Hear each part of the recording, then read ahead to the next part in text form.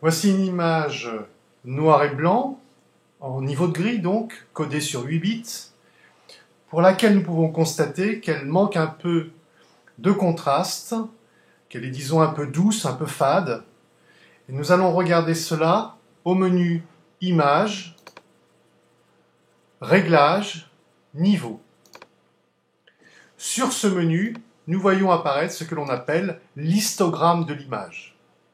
En abscisse, codé de 0 à 255, les valeurs de noir à blanc. En ordonnée, la quantité de pixels répartie pour chacune de ces valeurs. On observe qu'il n'y a aucun pixel noir pur sur cette image. La quantité de pixels au-dessus du curseur noir est égale à rien du tout. Et qu'il n'y a aucun pixel blanc pur sur l'histogramme de cette image. Si je déplace le curseur noir vers la droite, je vais allouer à la valeur noir pur tous les pixels qui sont situés à gauche du curseur noir. Et là, on voit apparaître que la cuisse de l'éléphant devient noir pur, que la vache en carton devient noir pur, et énormément d'éléments de l'image deviennent noir pur. Pour avoir une image normalement contrastée, il nous faut avoir quelques éléments noirs purs. On va venir amener comme ça le curseur noir au début de la courbe.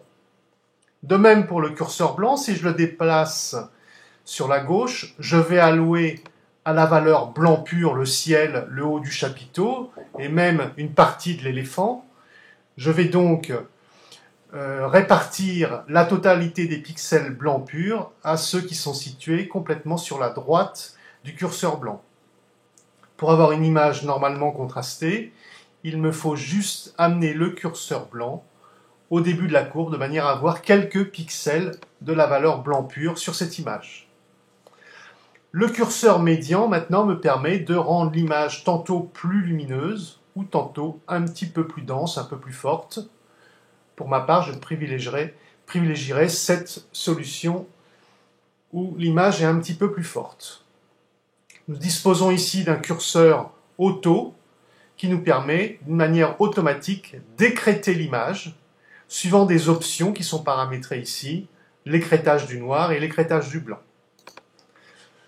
On voit que le curseur noir et le curseur blanc viennent eux aussi, dans ce cas-là, s'aligner au début et à la fin de la courbe. Par contre, le curseur médian, lui, revient à sa valeur native, c'est-à-dire la valeur 1.